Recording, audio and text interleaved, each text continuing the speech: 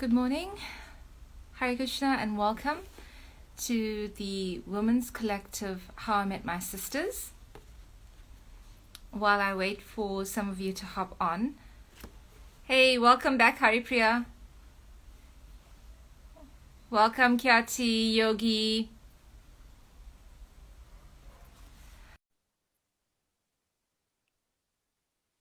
Thank you all for choosing to spend some time with us this morning.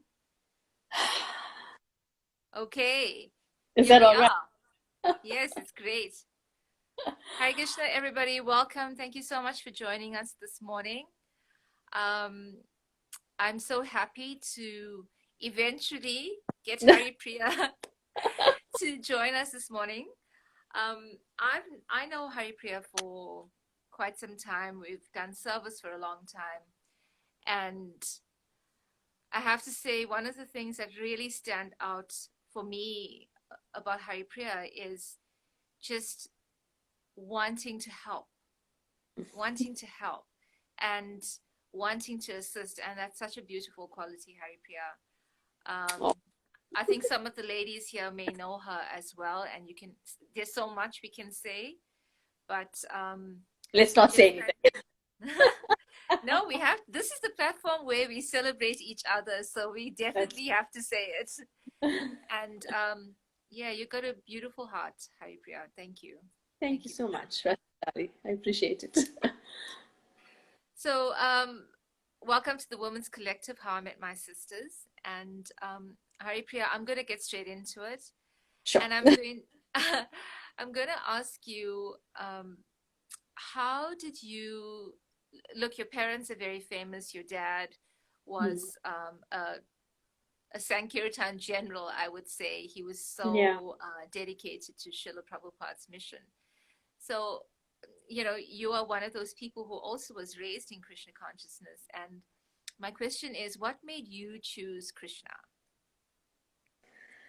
So I think, yeah, basically, when your parents join, Krishna consciousness, say like, yeah, I must have been about 7, I think. Yeah. So at that age, you don't really have much of a choice. Whatever religious practices your parents do, you follow along. And for a number of years, that's what I did. So it's not like I had a choice, as you would put it. But as I grew older and I got married and had my children, and then you realize that, okay, now it's time for me to figure out, is this what I want to do?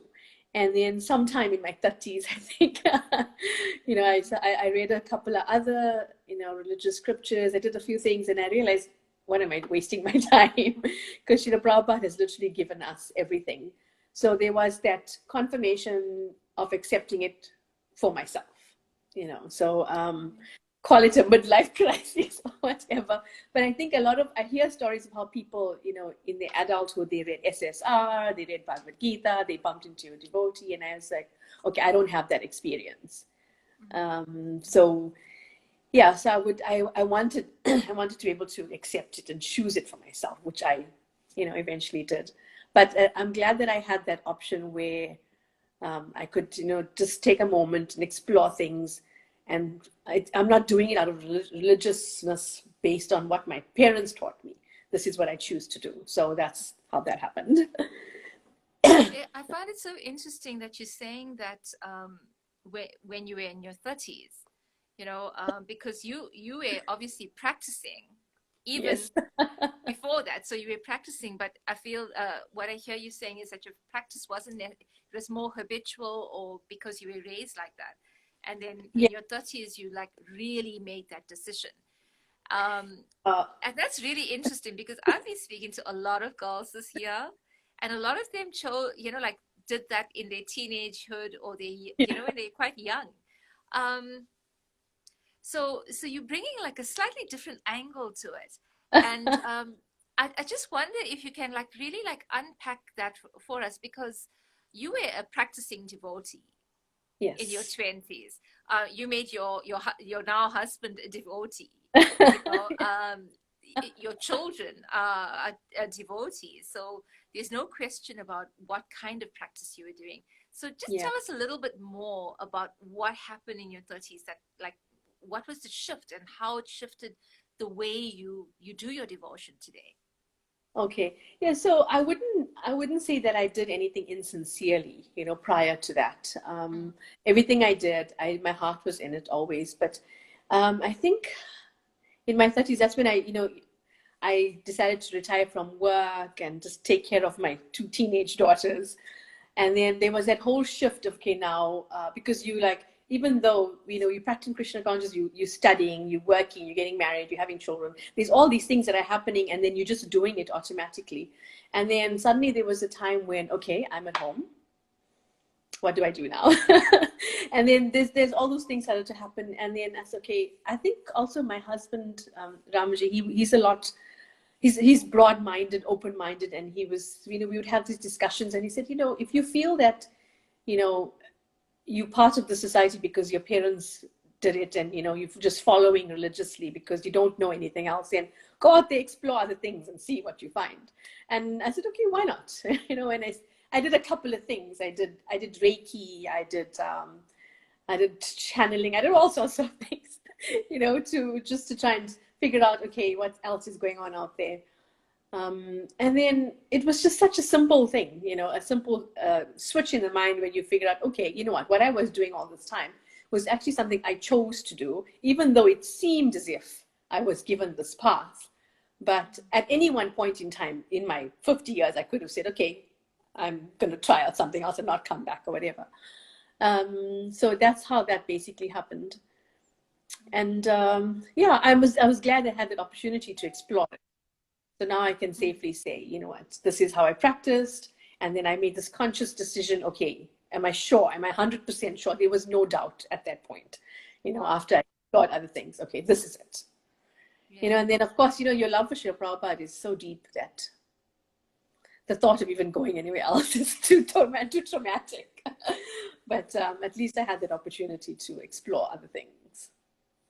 And Haripriya, after you've been through that, do you feel like has there been any marked difference in your practice? Like, obviously, your practice would have been deepened because your faith, when you went through that, obviously your faith in Mm-hmm. the process deepened. So, yeah, tell us a little bit about that.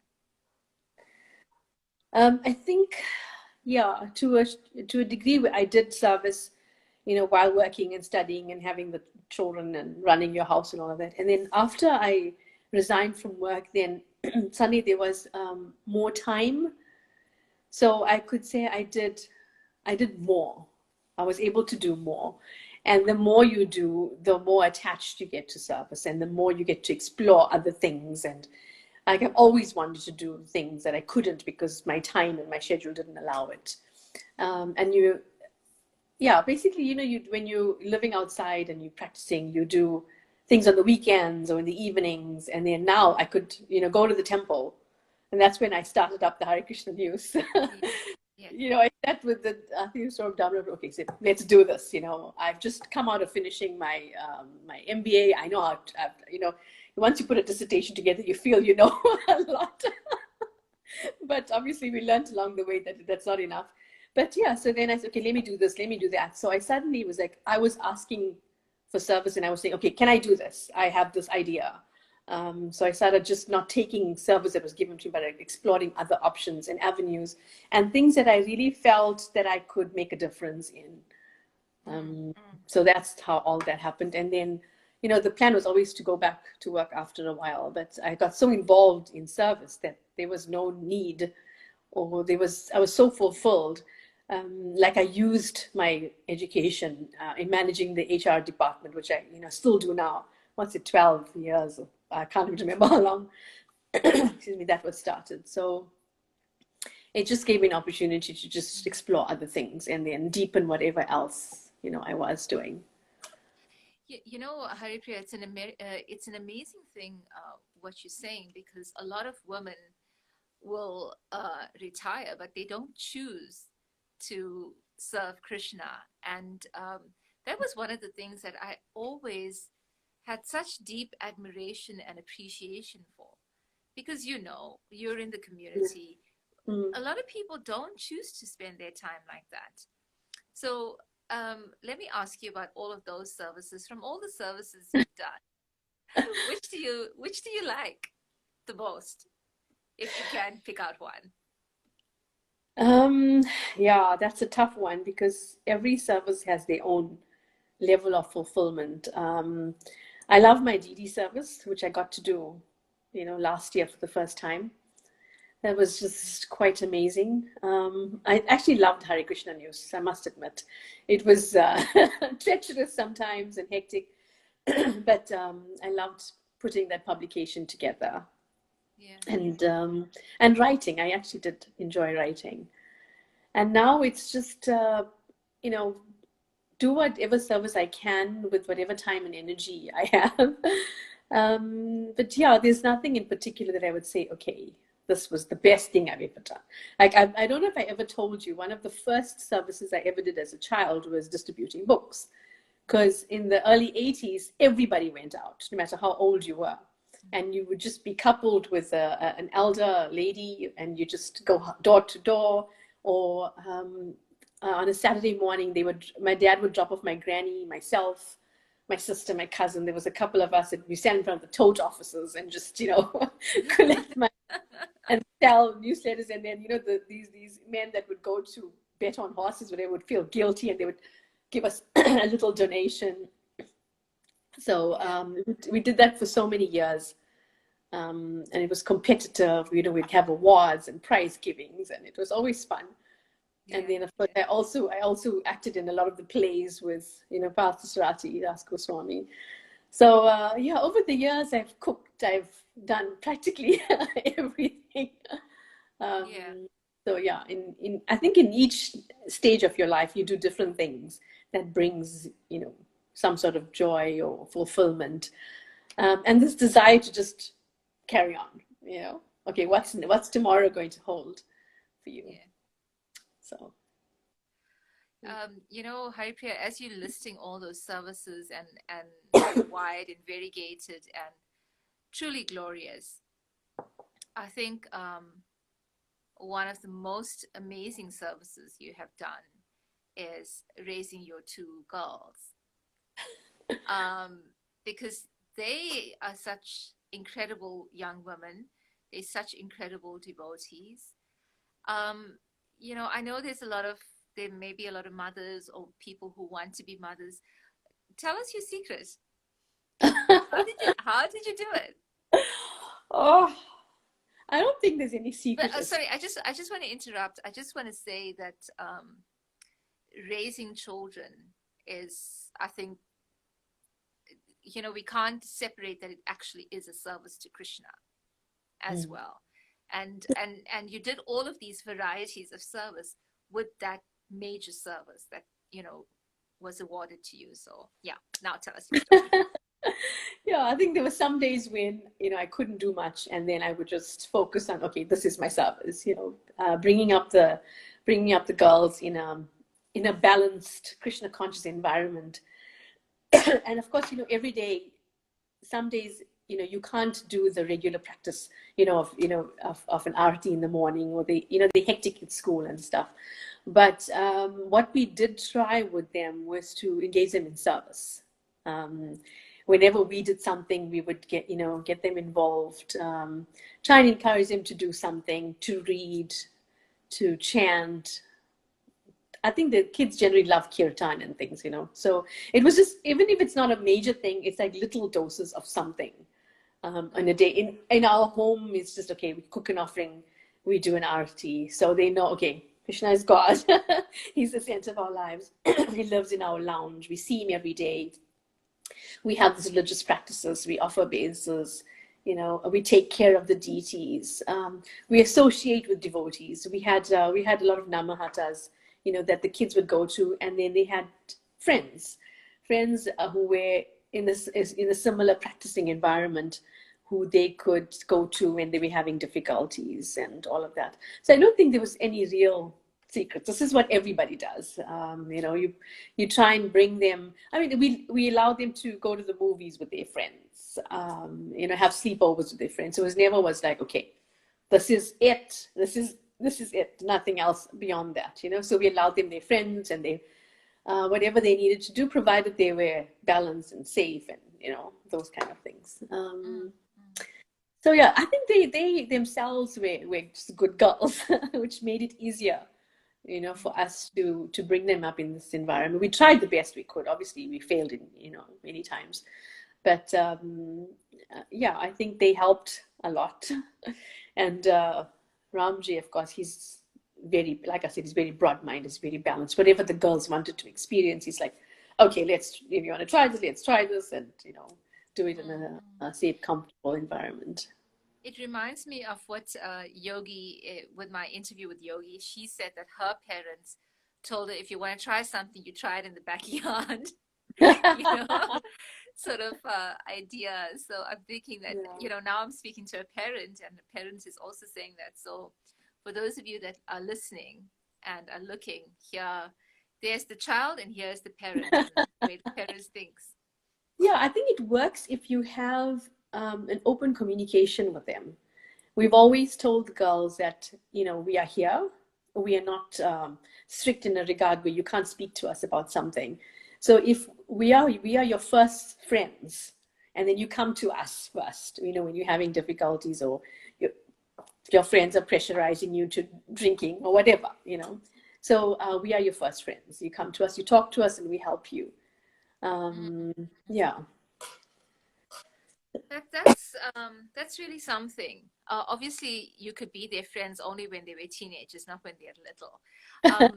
But what I'm thinking about your children is that, I heard that children learn what they live, and because they lived with parents who were always centering their lives around Krishna, so then they naturally learned that. Um, you know, Krishna is the center of our lives, and he's part of our lives. He's not like somebody you visit once a week, sort of thing. Yeah. So Yeah. that's definitely kudos to you and Ram Vijay.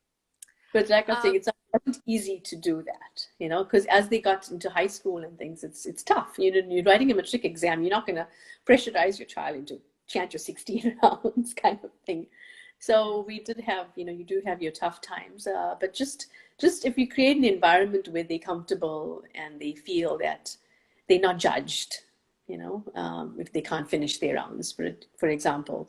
And I think it makes a difference in their practice. And sometimes you'd want to do, I mean, like Ramapriya, now Shama Premi, she was so attached to Duduma Swami as a little girl. She would want to go watch his worship of his deities before school. Now, remember, school starts at 7:25. So we'd have to leave home at 6 o'clock in the morning. So she would spend an hour with her Gurudev and then go to school. So, we'd have to try and accommodate her in that regard. So, yeah. well, supporting a child's spiritual enthusiasm, that's what I'm hearing. Yeah. And that's really, really important. Um, and thank you for that, because I try to work with young people, and sometimes I see parents don't support their children in their enthusiasm, but you did it, so thank you for that. So Haripriya, we do have a few comments and some questions that I'd like to read to you, and this Okay. is from Melissa, who joins us regularly, and she says, not sure how old the kids are, but how did you handle teen phase of being rebellious? Oh, there you go. Sandy should be here. Yes, I was telling Sanini she should come on and chat to you. Yeah, so my daughters are 26 and 30. They both married. Also, first grandbaby on the way soon. So, um, teenage, yeah, teenage. Oh, I tell you, like I said, it was tough. That was in the era where the cell phones just started coming out, and then, okay, I've got to have a cell phone. And we tried to hold it off as long as we could. But eventually, you don't want your child to feel like an outcast in their environment, because, they have enough pressure in school, and then enough pressure from their friends and their peers and things. So we use the same principle that we are here. We are your first line of defense, but you're the first people you come to when you're finding difficulties. If your friends want you to do something you're not sure you want to do, and then if we talk about it, then we can help them in their own decision making. But we always basically said, we support you, we won't judge you, we want to help you, and then ultimately these are the things the tools we give you to make the decisions yourself.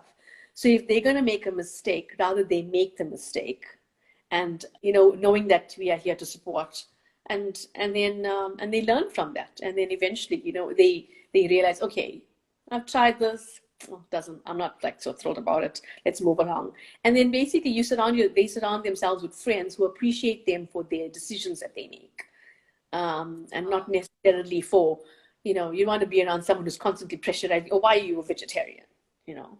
So so eventually they found their group of friends where they were, okay, we're comfortable with each other. I'm a vegetarian, you are not, but I respect you for who you are and your decisions that you make.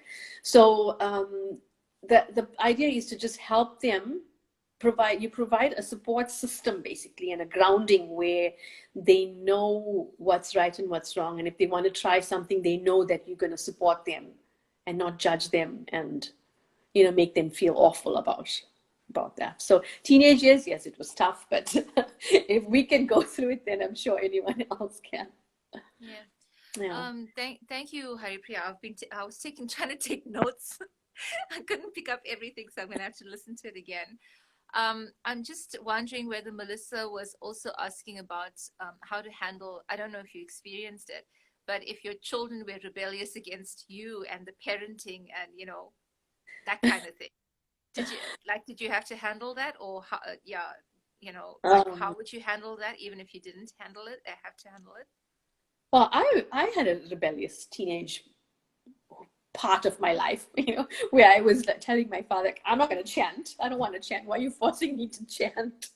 I went through that phase. And then just to satisfy him, I was like, yeah, I'm going to do 4 rounds a day, until you realize that there's just more to it. So, yeah, I also had my own personal teenage rebellion because my friends, my father was a bit more stricter in his practices. Like, he didn't necessarily allow us to go to the movies, or I mean, the first time I bought a pair of pants, this was after I got married.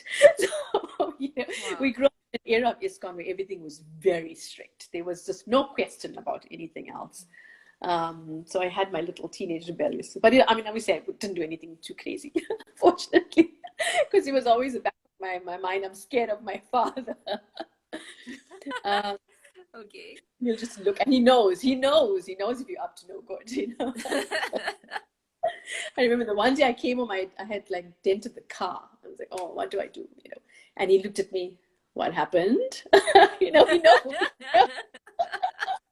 And then he just makes you feel comfortable. My father was just so loving. And with the girls, yeah, it is so important to communicate.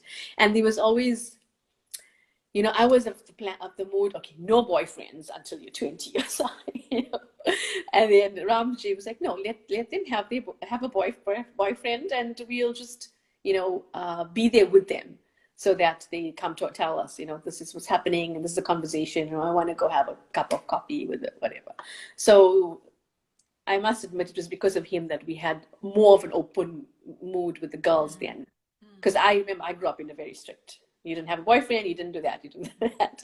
So he yeah. was more, yeah. So we created an environment with the girls, and then I think, we were lucky in the sense that they talked to us about things. They Mm. came to us, and it was always one parent or the other that they could talk to. Yeah, Haripriya, what I'm hearing is that I think that you and Ramvijay, firstly, you worked as a team, Yes. and you made it a priority to create a space where your children felt safe. Yes. Whether they were doing something that you approved of or disapproved of, you created a safe space for them that they could feel, okay, I can still come with this to my parents. Yeah. And I think that's your secret. Yeah, because we had, with regards to kids, we did have different parenting styles, I must admit, but we managed to, I think in a way it worked to our advantage, because I was too strict and he wasn't strict at all. So we managed to find a balance, and work with that. So yeah, the boyfriends will come. What do you do? All the girlfriends, I don't know if Melissa has a son or a daughter, so girlfriends or boyfriends, they're gonna come, what you gonna Yeah, do? I think with girls you have a little more control. Okay, I'm gonna drop you off and I'm gonna pick you up, kind of thing. Mm, But mm. yeah, with boys, I think it might be a little more difficult. So, Haripriya, there's a question from Radha Rasa. She says, how do you find the balance between allowing your child to be free, but also still Krishna conscious? And what if they do not want to do devotional things? You sort of answered it, but you can answer it again. Yeah, I think, to a certain degree, because I grew up in an environment where I was forced to do devotional practices. I didn't want to bring my daughters up in the same manner. You know, we told them, okay, this is why we chant, but you choose to do it or not. I encourage and inspire, try and inspire, but also creating an environment where they had good friends. They had good devotee friends, if I could put it that way. Um, and association was really important. But yeah, to a certain degree, they are going to be those days where they were like, okay, I don't want to chant today, and that's okay. You know, if for some reason you're not feeling inspired, or you got too much work, as teenagers, the girls were just so swamped with school. I don't know why school is so intense, and that's okay. But obviously, you try and do something in the day, whatever little, like, okay, can you just do the offering for me? So then they have some time period, even if it's 2 minutes, where they just have some association with the Lord, and or just come for Tulsi Puja. Just like the one thing I would insist they do before they go to school is just walk around Tulsi, drop your water, off your wings, and just go. Ram and I would do the arti and things, and then they weren't forced to come. So just come. This is what you do, and eventually, you know what? They will enjoy it, and they want to, now that they're older and they starting their families, and then this is what they want to bring. Some sort of devotional practice, whether it's small. But yeah, I was never of the mood to force them to do anything. It has to be a Okay, choice. awesome. So, okay, this is starting to talk about parenting, Haripriya. That's just the way it's going because we're getting a lot of questions. Look, you've done it well, so don't be surprised. So Desham, welcome. Thank you. So nice to have you with us. She's asked a few things, so I'm going to just ask it all. You don't have to worry about reading it, Haripriya. I'll read it to you, right? Okay. So Desham is saying, did you ever have disagreements as parents in management or decision making for your kids? Right, that's one thing she's asking. So she's talking about how you and Ram Vijay worked as a team. Yeah. Then, and how did you resolve it? Okay, are you okay? You are speaking about it right now. So she says you answered that question because you said, you're talking about how you were strict and Ram Vijay wasn't, and how that worked in your favor. And then she says, I just wanted to know when there is disagreement with management of your children, how do you resolve it amongst yourself as parents, or what should we not do from your own experience? Okay, so yeah, that's a tough one, because like something so major that I would think, like allowing or not allowing them to have a boyfriend, for me that was major. And eventually, Ramji, he explained, and he made me understand that they're gonna do it anyway. So instead of doing it behind your back, let's provide a safe environment for them to do that. Um, so it was always a discussion, because kids, they will play you against each other because they know that's a strict parent, that's a not strict, and they're gonna play you. But we always found a way to, okay, let's just not talk about in front of the kids. Let's go away, talk about it amongst ourselves. Let's come up. As parents, had to make a decision. Okay, are we going that way, this way, or finding some sort of balance? So it has to be a discussion. Unfortunately, you can't just say, okay, we're going with this and that's it. So fortunately, Ram and I had this open communication where we could talk about, and I would explain why I felt the way I did, because this is how my father brought me up, and he would explain why he felt the way he did, because that's how his parents brought him up, in this very open environment. And then fortunately, we managed to, I mean, there were times, obviously, we didn't win. Please know that it wasn't like every single time we were successful in every decision we made. There were times where it backfired, times when it didn't work, and the times when the girls were like, I'm not listening to either of you. Let me explore my thing. I want to go to this party, and let me just, whatever. but they all, whatever, even if you're not happy with what your child wants to do, it's like I said, I'm going to take you, I'm going to be there, make sure you're safe, and those kind of things. That's, as a parent, you have to just make sure that your child's safety is your number one priority. And you instill qualities in them from the beginning so that you trust that they will make the right decision. They may be tempted to just take a sip of a drink from their friend, but they'll feel guilty and they'll know, okay, I tried it, I'm not into it, accept me for who I am, kind of thing. I'm not sure to answer the question. I think you have. I think you answered it quite well. I actually have something to ask about that. So did you find that the girls tried to play you off against each other? And how did your work look, what I am understanding is that you and Ram Vijay obviously spoke about things in a very open way, and Yeah. y'all navigated decision making together, right? But what I'm asking is, did the girls ever play you off against each other? They'd go to the, yeah, did they ever put, like, what do they say? Put masala in the pot? Yeah, definitely. You know what? When they get to teenage, between 12 and 17, something goes wonky in their brains. We all know that, right? They suddenly become someone they can't even identify with. Because, like, if I ask my girls now, and I'm sure they won't mind me saying, Sandini, if you ask her, she's like, when she looks back at a teenage, she was like, what was I thinking? So naturally, they're gonna, if they want a cell phone and the father says yes and the mother says no, and then they're gonna play. But I mean, there were times when they got away with it, but more often than not, if it's a major thing, there's no way that we're gonna tell them yes, and without discussing it with the other spouse. Okay. So I think that's what people are trying to know. So that okay. So it was always okay. This is how I think. So if the Sandini wanted a cell phone, for example, if I was like, okay, I think you should be fine, but let me just check with mom and see how she feels about it. And then I'm like, no, you're gonna wait another year or something. Then we'll come to a compromise. Okay, we'll when you turn 13 or whatever, something like that. But there has to be. You can't make decisions about your children without your spouse. The best thing to say, okay, I feel it should be okay, but let me just confirm, let me just chat about it, and then we talk about it. And we had lots of family meetings, I must tell you. Sometimes, when one of the girls wasn't happy about something, the four of us would sit together and talk about it.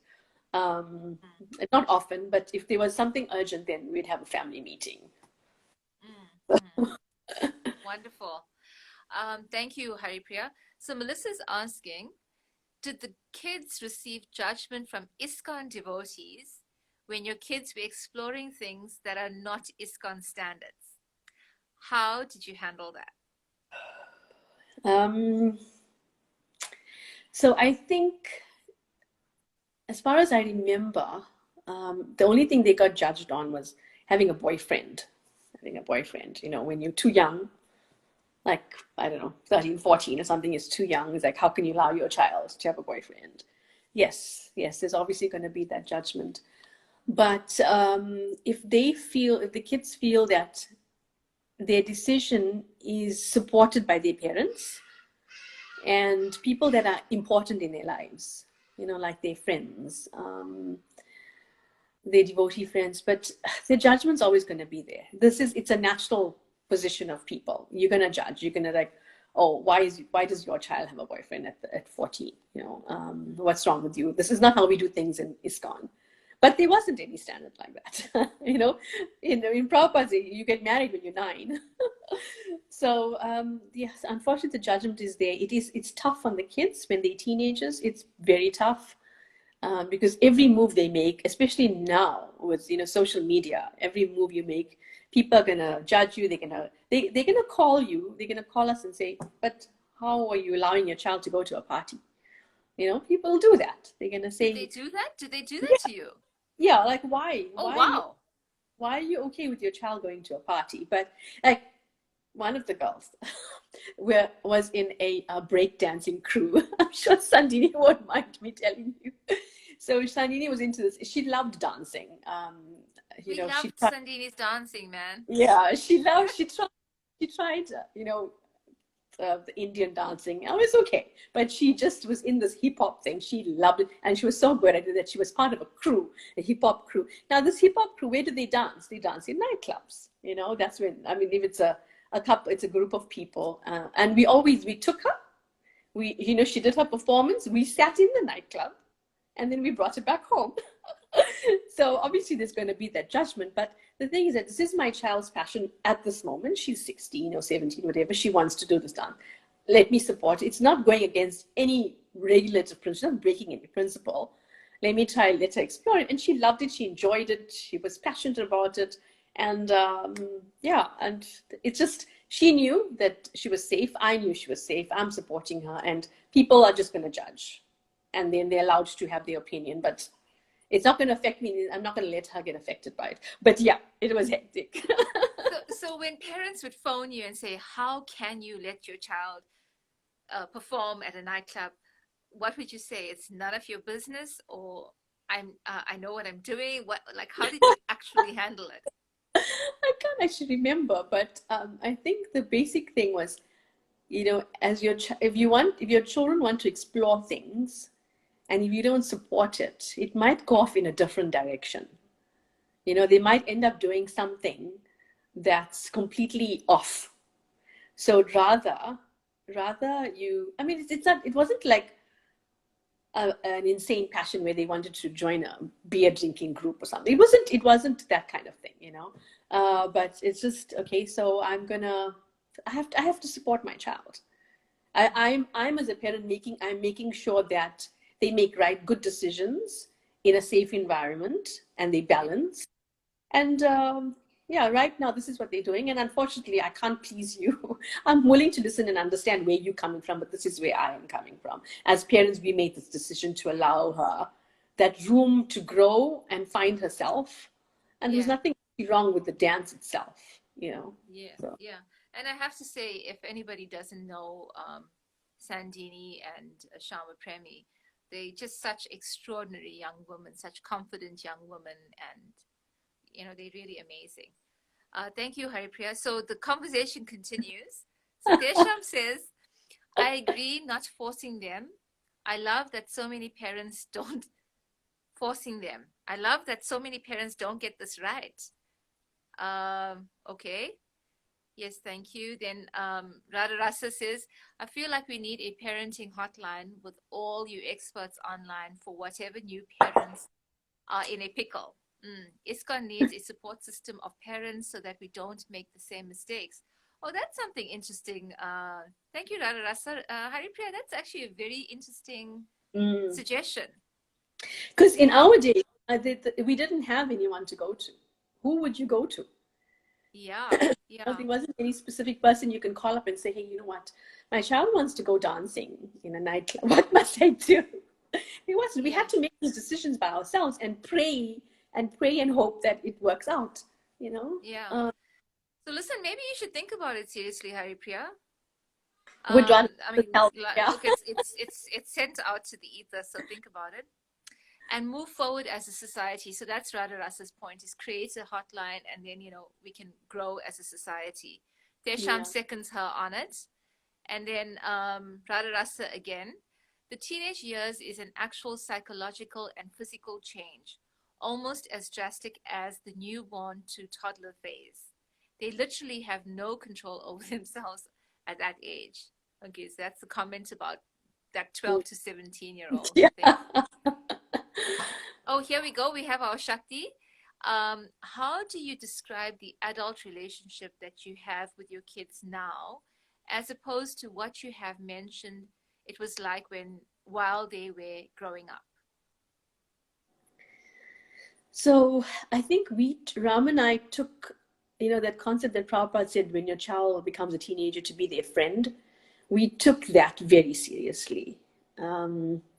Obviously, we would, scold them and if they were out of hand or something. But there was never, in our home, it was a place of safety and non-judgmental. We would never judge them on anything they were thinking of or experiences they had. And now I think we're friends with the girls. I'm sure they will agree with that. we're still very close to them. And if they're having, yeah, I think like both of them, if they need something, the first people they come to is us. What do I do with this, or how do I do this? And maybe to a degree, I don't know if it's, well, I suppose it's healthy because it's not all the time, but we still have that open relationship with them where they can still talk to us about all their things. So the relationship is I would say from the time they were teenagers till now, it was friendship, and then now it's a lot more like, yeah, there was friendship, but with a bit of parental. Now, now it's like just friendship. We have this really nice bond with both the girls, where we just have a nice relationship. I know it sounds like I'm blowing my trumpet, but really, I think the girls themselves, Sandini and Chama Premi, they were just good girls. They had their heads screwed on straight on their shoulders. They were balanced. They were open in their communication. They didn't do any crazy, outrageous thing which made life like unbearable for us. They had their moments, but they actually made it easy for us to bring them up in this environment. So yeah, the relationship has just gotten deeper in that sense. Haripriya, I just want to say that you're not blowing your own trumpet. We're just celebrating successful parenting. And thank you for being that example for us. It's inspiring. It really, really is inspiring. So we still have more questions, more comments. Yeah, I also wanted to say that we didn't do it alone. I mustn't take all the credit for ourselves. We had the support of our family. My sister and my brother, my siblings, Ram's siblings, our parents, and this nice group of devotee friends that we used to hang out with, on a regular basis, whether it was at a namahata or it was going for a picnic. And fortunately, they had children similar ages. So it was always, we supported each other in our children. So that also helped. So when they say it does take a village, it does take a village. We weren't alone. Obviously, we did have a lot of people around us that helped whenever we needed. Wow. Thank you for sharing that. So Radha Rasa says, we have to change this mentality in our communities because it's so backwards and unsupportive. Yeah, so Radha Rasa, you can pick Haripriya's brains and maybe get something together. I think it will be amazing, Haripriya, if we could do something like that. Yeah, so, imagine having a outline. It'll be brilliant. Yeah. So Tesham, who's also a new mom, she says, you both are such amazing parents for supporting them in their endeavors. My obeisances. Thank you for this. I'll have to listen to more later. So she's left, but okay. Then Surabhi, she says, Sandini needs to be on the Women's Collective too. Yes, Surabhi, I've asked her. So, and of course she said no, but she will say yes eventually. You look like friends too, super young, not parents and children. She's commenting about you and the girls. Yeah, Surabhi. Yeah. Thanks, Surabhi. So Haripriya, thank you so much for sharing that important service that you rendered. And it really is a service. It's not only a service to your children, but it's a service to our community, to the Vaishnav community, to say, you know what, it is possible. This is what you can do, and you have all those tools. And thank you for sharing that with us today. So I want to change gears a little bit. Look, I know we're a little over time. Do you have a bit more time for me? Yeah, sure. No, okay. Sure. So I just want to ask you about, you mentioned that with your era when you were growing up in ISKCON, it was extremely strict. And ISKCON today is a little different. And I want to ask you, how do you view the change? Do you think it's a positive change? Do you think do you think we as a community of women, there's something that we can do? We should maybe invest in? Yeah, we actually have come a long way. And even though, ISKCON has always been fun and exciting, it was tough. It was tough in the early years because nobody knew how to deal with anything. anything that went astray, whether it was a spiritual master or a person. I think now we are a little more open and accommodating and understanding. And, I love what the South African National Council has done by bringing in so many women into their management structure, because it really was an old boys club all this time. But I think also as women... Oh, you said it. Kudos. They know it, and they're trying to change it. But, we as women, we have so much to give. We have so much of talent, so much of creativity, so much of, insight into things. Even if we like I don't know how to run a newsletter, for example, but there was just some desire, some inspiration, and some guidelines and support, and then you just do it, and then you flourish, and then the Lord just helps you along. So for all the ladies out there, you have got so much to give our society. It's not only about cooking and cleaning and taking care of your children. You can make a difference and leave a legacy behind. Like, this is what the women in South Africa have done. So to a small degree, yes, the management should encourage, inspire, and bring forward all these ladies. But I honestly feel that we need to come forward as well and say, hey, like how Radha, let's do this. Let's just find something, anything that inspired. And I think with our current structure at Radha Radhanath now, with Ramji and Swaruprabhu, they are so open for change, to change things. And they're like, okay, what do you want? What service do you want to do? You come up with an idea, you bring it to them, they'll say, okay, let's explore it. So don't be of the mindset that, okay, the only thing that women do is we serve in the dairy department, and, we do this, we do that, we do that. There's never any black and white gray things. You can do anything. You come up with an idea, and we'll explore it, and we'll support you, and we'll help you and encourage you.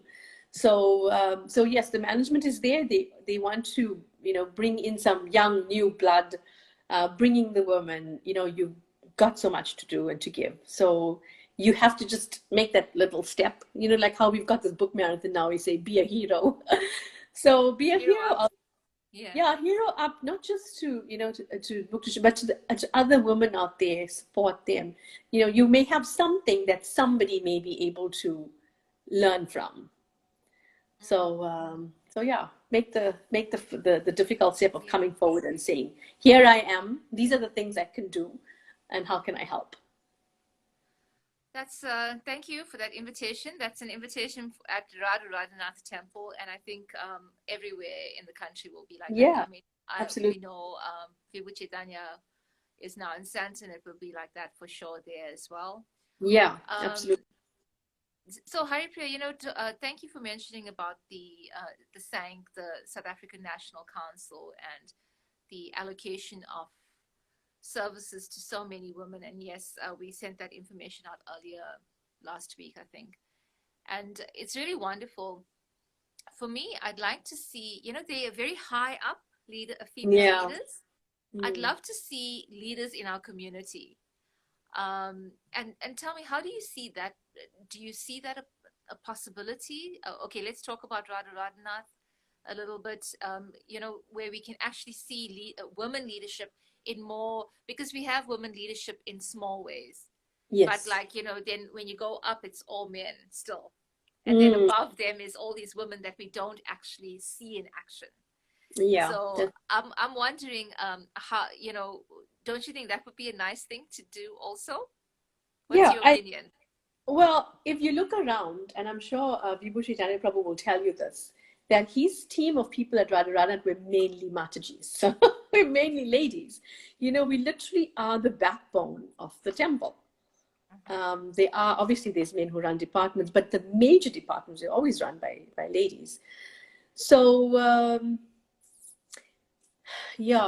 think it's just about, like I said, it's just two things. The management has to encourage people to come forward.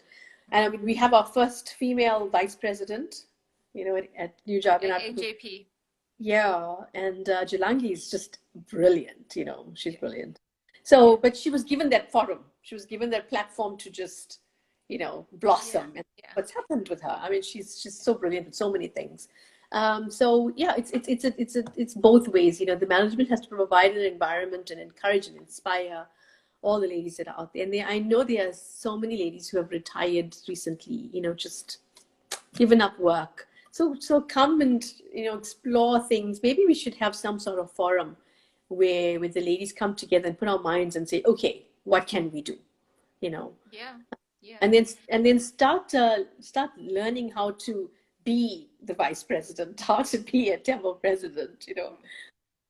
So we definitely have the ability. It's just we need to be Yeah. confident now, And confident and enough. and and historically, those positions, presidencies and stuff, were handed to men who didn't have training either.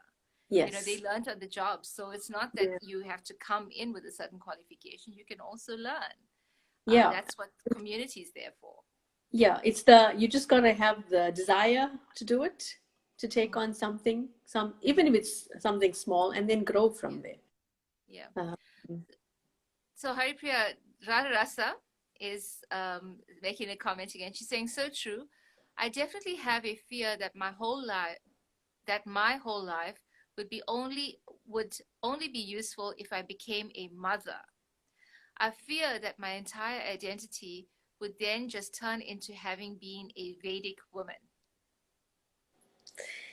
yeah, I think that's what's gone on in ISKCON all these years. And now suddenly they're realizing that actually the woman can do so much.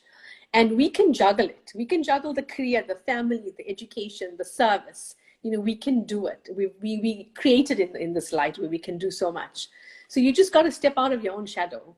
Yeah, yeah. Really, the only person that could stop you is yourself. I'm writing that down. You got to step out of your own Your own. shadow. That is brilliant. Come on, Radha Rasa, we know you can do more than that. Than just be a mom. I mean, being a mom is brilliant. It's the most fulfilling thing you could do. But still, you can do more for Srila Prabhupada. You can create a legacy behind for your children and your grandchildren. And they were like, yes, my grandmother did this. Absolutely, absolutely. Wow, that's really powerful, Haripriya. So tell us, what are your plans? Since you say people are saying, what are your plans? Tell us what your plans are. Oh, I'm How are looking you at planning to take retirement. over the world? Oh, sure. I don't know. Right now, I'm involved in so many things, so many different services that it's been quite demanding on my time, and it's just studying Bhakti Shastri has also been a bit strenuous. You're trying to get back into studying after so many years of taking a break, but it's been fun and it's been exciting. So my immediate goal is to take care of the grandchild, because if I don't say that, Shama Prem is gonna have my head. But yeah, I have to find a balance now between a different kind of service. But fortunately, so many things can be done online. Like Yeah, every day, I do a lot of my service at home. Once in a week, I try and go to temple if something needs a face-to-face thing. But so many things can be done, and I don't know. We'll just see where it goes from there. I'm just open to the possibility of stepping out of my shadow too. I should practice what I preach. well And said. then take it from there. Yeah. Yeah. So we're gonna hope to hear some classes from you and things like that, Haripriya. So Oh, get I ready. don't know about that. Yeah, no, no. It's not even up for discussion. Get ready. So Surabhi is saying right now her plan is the Lotus Market. Oh yes, we must tell everybody. Please come join us on the 16th of December. For our Lotus Market. I'm hoping it'll be a fun community event where everybody can get together and eat some good prasad and have some good association. So we're doing a little Yeah, advertisement here for the sorry. Lotus Market. Yeah, that's what I'm doing at the moment. Yeah. Okay. So Yogeshwari has a question for you. She says, I've been in a committee recently where it was me and an old boys club.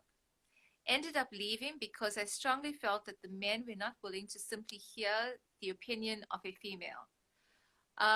Yogi, just before I put it to Haripriya, can you please tell us if you're talking about professionally or within ISKCON? And Yogi's question is, how did you deal with that? I'm just waiting for her to say whether it was professionally or within ISKCON. I think uh, might just give us a bit more, coloring to Yeah, this answer. yeah. I thought Oh, it would be within within it's, ISKCON. it's within ISKCON. It's within ISKCON. Yeah. So, there's a couple of things. You could either, be a little more of a stronger voice, but sometimes you're in an environment people don't encourage that or they don't support that or you don't feel comfortable enough. So in that kind of situation, I would say, go join another group where people are open and open to you and appreciate you. Because you don't want to just like, use your voice and people like, "Ugh, we're not going to listen to her," kind of thing. So it's two things, no matter how confident you are and how much you can give, if you're in an environment people are going to stifle you, you're just kind of wasting your time, unfortunately. So you have to be in an environment where people appreciate you and they're willing to listen. And sometimes initially it may take a little bit of tweaking because they're not used to doing things that way. But also I think that the men in ISKCON are growing. They are learning to listen to the female devotees out there. I mean, we've got such amazing role models, with Urmila Prabhu and Vishaka Prabhu, and they're out there. They basically our heroes that we can look up to and say, okay, I want to do this and I want to do that. But it's important to be in an environment where you are appreciated. I think, because if you're coming out of your shell, you want to do this service for ISKCON, whether it's in a management position. And if you're going to be in an environment, people are like, they kill your spirit, it's not really worth it, I think. Yeah. So you got to pick and choose your services if it's at all possible. You can try it, give it some time period, and if it's not working out, then get advice from some senior devotee how to fix it. Or I would suggest find something else where you in an environment where you fully inspired yourself. Yeah. I think the thing is that, can you actually break down an old boys club? I don't think so. I don't know. They try. Look, the National Council, it's been a huge step for them to bring in all these ladies. And I think they're starting to understand and appreciate that we have a lot more to give than just cooking and taking care of the kids. Haripriya, I want to share with you. Once I was, this was at Radhanath Temple. There was a seminar for the Namahata leaders, and I think there was only one woman there, and I was talking to them about branding and marketing and advertising. And somewhere along the line, one of the Prabhus, he says, "Yeah, I allow my wife to do this." And I said I turned to him. He didn't say it like how I'm saying it. He said it in like a running sentence with no emphasis. And I turned to him and I said, "Oh, you allow your wife to do that?" And Yeah. all the men, just like, they were like, "Whoa," because I called him on it. Yeah. So, but it was just a seminar. It was like such a, it was like a few moments of association. So oh, there, Priya Kishori, she remembers the seminar. Yeah. I mean, we don't know. I don't think we have any Namahata leaders who are women. I don't know. I think we do. We have, if I'm not sure, it's Durban Central is Yamuna. Okay. And she's brilliant. So, yeah, see, the change is upon us. They have realized that they cannot carry on the way they are. So they bring in ladies slowly. It's a huge mindset change for everybody. Remember, ISKCON was only men up in the management structure for the last 50 years. It's going to take a lot. But the more we come forward and say, let me help, I can do this, I can do that. And then slowly we will break down those barriers. And I think the modern ladies out there who just like recently married and now your husbands know how women are and they appreciate it. And then I think they will, if they get into the management structure, then they will bring in that vibe of, okay, ladies can do more. So it's also the old boys club. They bring in new men who's more open to those. Who don't share that opinion. Yeah, I think they will largely because they know they've seen their wives at home. They work, they keep the house clean. They can do so many things. They can juggle so many things, and they're intelligent. They're doing service like Priya Kishore. I mean, she's just doing so much. She's literally in so many departments, and she's proven herself that, you know what, I can do all of these things. And I think people are starting to recognize, and they stop and say, hey, actually, you know what, we will be better. ISKCON will be better. The management structure will be better if we bring these people in. Well, I think it's also ridiculous because we have, our congregation, ISKCON is made up of more women than men, and the representation was just so little. And I think, Yeah. that's important also. So Priya Kishori is saying, so inspiring, Haripriya Mataji. Thank you for being a role model to all of us here. Oh. So Radha Rasa is reminding us that there's a female temple president at ISKCON Pretoria, which I didn't know about. Oh, I didn't know that. Wow, Yeah, that's awesome. wonderful. Thank you for telling us that. Radha Rasa, if you know the devotee's name, please let us know. We can give her a shout out. Yeah. Haripriya, we've been at it for an hour. So Supposed to be like a 5 minute to chat, and we always get carried away. yeah, well, look, it's always so awesome talking to you. So I don't think we went to the things that I wanted to ask you about. Yeah, we went in a completely different direction. Yeah. Anyway. What can I say? When you talk about parenting, that's the thing. Isn't it amazing how many questions come about parenting? Maybe it's something really, Haripriya, I mean, really seriously, maybe seriously think about doing something to help people. I mean, just look at this conversation. Yeah, well, we'll catch up with Radha Rasa, who came up with some suggestions. She must do the work. Awesome. So, Haripriya, thank you so much for giving us your time. Oh, thank you. Radha Rasa is saying it's Pushpasara who is the president at ISKCON Wow. Pretoria. Well, congratulations and yay. It's so good. So good. Yeah. I was, previously in the National Council meetings, I would think, oh, I'd love to be a fly on that wall, And what do these men talk about? But now I actually want to be a fly on the wall to see how these ladies show them, that this is what we are actually capable of. We are more than what you see. Yeah. So well done to them. Rukmini was on the sang for quite a few years, and she would oftentimes be the only woman there. Yeah. And she said for certain times she'd just get a little plate and sit in the corner because she'd feel so awkward. Yeah, because some devotees, of course, were very thoughtful and they would join her and things like that. But generally it was just men. So yeah, it's really awesome. So Haripriya, I just want to say thank you for your effervescent energy, your enthusiasm to serve, just your heart, and just thank you so much. Oh, thank you, Rasai, for always being in my corner, always supporting and encouraging and inspiring me to do whatever needs to be done. So I do appreciate it, and I love the love I feel from you. So thank you for that. I miss our warm hugs. Can you believe it? I don't know when we can hug people again. Yeah, we're gonna have to wait and see. Yeah. Okay, so Yogi, I hope you're satisfied with Haripriya's answer about the old boys club. If you're not, just message her directly and we can chat. Give you more information. Yeah.